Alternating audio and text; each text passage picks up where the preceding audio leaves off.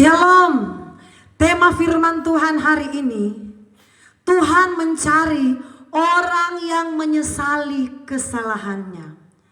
Saudara yang dikasihi Tuhan, satu pribadi yang sangat menjadi pusat perhatian Tuhan ialah yang bernama Ayub. Siapa yang tidak tahu dengan kesalehan Ayub? Kesalehannya karena dia sangat-sangat salehnya, sampai-sampai ia dicobai oleh iblis. Saudaraku, tetapi ada satu perkataan yang menyentuh hati Tuhan, yang Tuhan senang dari pribadi Ayub, sehingga dia kembali dipulihkan oleh Tuhan. Mari kita melihat dalam kitab Ayub pasal yang ke-42. Ayub 42 ayat 6. Judulnya, Ayub mencabut perkataannya dan menyesalkan diri. Ayat 6.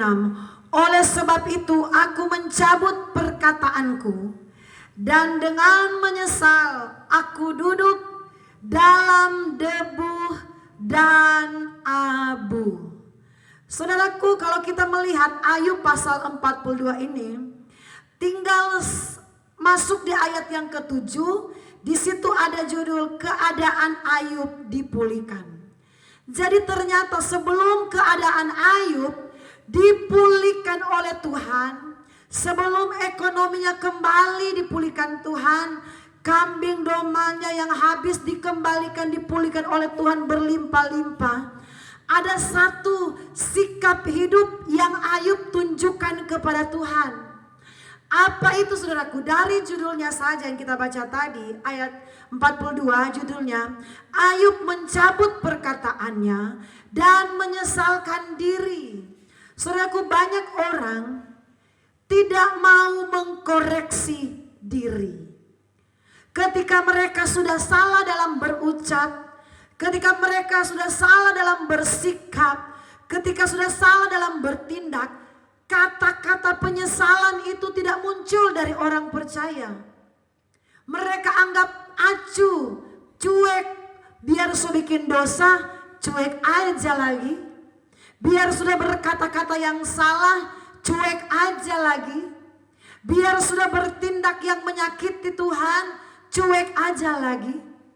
Tetapi Ayub, saudaraku, Ayub, dia benar-benar mau bahwa pribadinya tidak kedapatan celah di hadapan Tuhan. Dia tidak mau bahwa ada noda sedikit pun dalam pribadinya. Walaupun sebagai manusia biasa, di tengah-tengah ujian yang berat itu datang, saudaraku, dia sempat mengeluarkan kata-kata yang salah. Dan dia sadari, saudaraku, perkataan yang salah itu, dia sadari, oh saya sudah salah Tuhan dengan perkataan saya. Saya menyesali setiap perkataan saya. Saudaraku, yang saya contohkan tadi, orang Kristen bagaimana mau lihat pemulihan Tuhan, bagaimana mau melihat berkat Allah dalam keluarganya, dalam pribadi dan usahanya. Sudah berbuat salah tidak sadar-sadar diri, amin.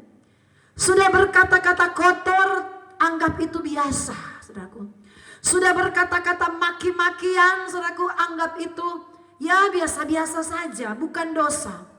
Tetapi pribadi Ayub yang sangat membuat Tuhan cepat mengembalikan keadaan dan memulihkan dia, karena ada penyesalan di hati dari Ayub.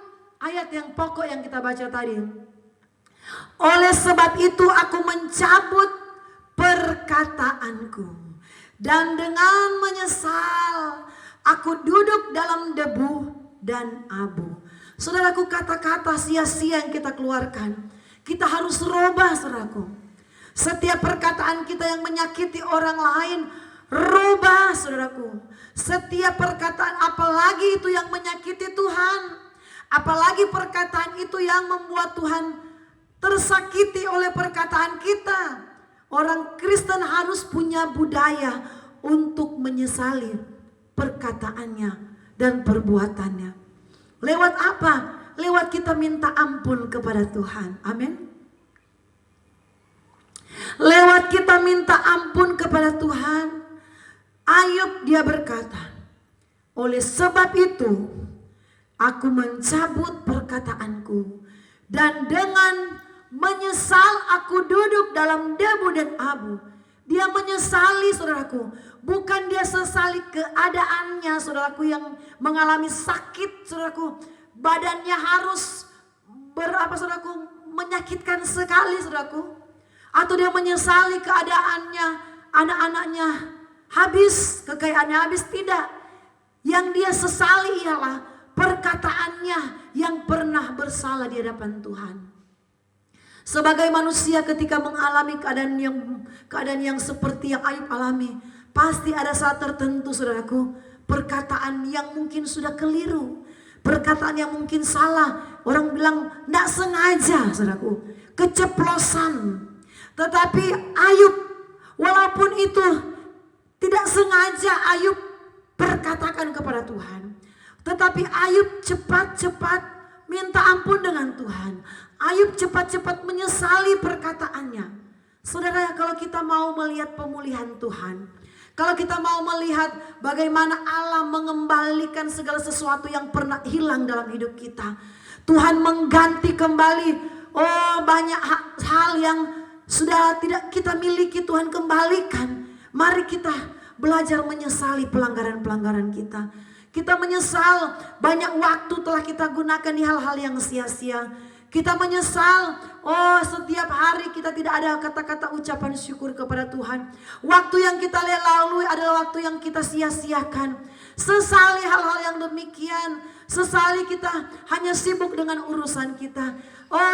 Tuhan menyesal, saya terlalu sibuk dengan pekerjaan saya, sehingga saya lupa untuk mencari Engkau. Kita sesali dosa kita. Kita sesali pelanggaran kita, supaya Tuhan memulihkan kembali, saudaraku, hidup kita. Ayub, kalau saudara baca ayat 6, oleh sebab itu aku mencabut perkataanku dan menyesal aku duduk dalam debu dan abu. Ayat 7, saudaraku, dan selanjutnya itu masuk dalam perikop baru di mana keadaan Ayub dipulihkan. Jadi Tuhan memulihkan keadaan Ayub setelah Ayub mulai memohon pengampunan Tuhan. Dia menyesali kalau dia pernah berbuat salah, baik itu dia sengaja atau tidak sengaja. Dia belajar menyesali, dia tidak mau ada noda, ada kesalahan kecil dalam dirinya, saudaraku. Karena dia begitu salehnya dengan Tuhan, dia mau benar-benar hidupnya tidak bercacat di hadapan Tuhan, tidak bercela di hadapan Tuhan. Saudara yang akan menjadi mempelai Kristus di akhir zaman, Tuhan mencari orang-orang Kristen yang kedapatan tak bercacat dan tak bercela. Tak bercacat, tak bercela ini artinya apa? Kesalahan-kesalahan yang dianggap kecil itu bisa menjadi celah dalam hidup kita. Dan Tuhan tidak mau orang Kristen tetap memelihara kesalahan-kesalahan kecil itu. Berbicara kasar, beromong-omong kosong, mulut yang maki-maki, itu hal-hal yang kecil, sepertinya kecil. Tetapi itu bisa menjadi noda, menjadi celah dalam hidup kita, sehingga Tuhan belum memberkati hidup kita. Mari kita rubah cara hidup kita yang sia-sia. Kita menjadi pribadi yang tak bercacat, tak bercela di pemandangan Tuhan. Tuhan Yesus memberkati.